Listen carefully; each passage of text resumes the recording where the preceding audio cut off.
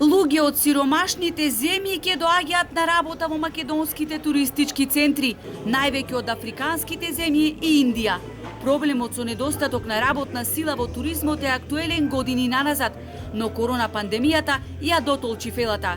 Туристичкиот сектор е уништен, најбрзо растечката гранка од економијата е на дното. На прагот на летната сезона, угостителите и хотелиерите се соочуваат со недостаток на работна сила. Наместо низ годините да се инвестираше во квалитетен кадар, сега хотелиерите и угостителите обезглавени. Чарето го барат во африканските и азиските земји. Најголем проблем во туризмот е тоа што не постои менаџерство, велат експертите. Сите мислат дека можат да имаат хотел, сите можат да мислат дека имаат ресторан, а тие едноставно не прават никаква калкулација, затоа што во денешно време со 250 евра на еден вработен не може тој да чува фамилија и да има нормална екзистенција. Значи мора да има во гостителството најмалку 400 евра. Сега најголем проблем е што тие не прават бизнис план.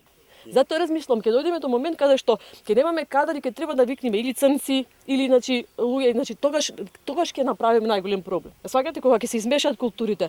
Очигледно е дека туристичкиот сектор се покажа дека е прилично нестабилен во смисла на трајно вработување и голем дел од младите разбирливо се обидуваат својот работен капацитет да го продадат на пазарите во регионот, велат од Деснав на угостители.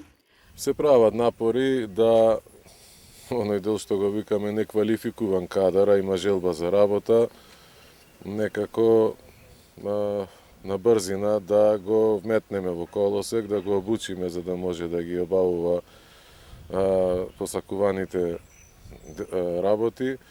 Меѓутоа како ќе излезе сето тоа, ќе се стрпиме, ќе почекаме, ќе видиме. Се надеваме дека сме добри во импровизација и како други години.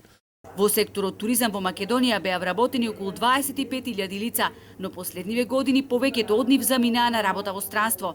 Конкретно ова лето Хрватска нуди плата од 1000 евра месечно, но и други бенефиции на сите заинтересирани кои се подготвени да ги покажат своите кулинарски вештини.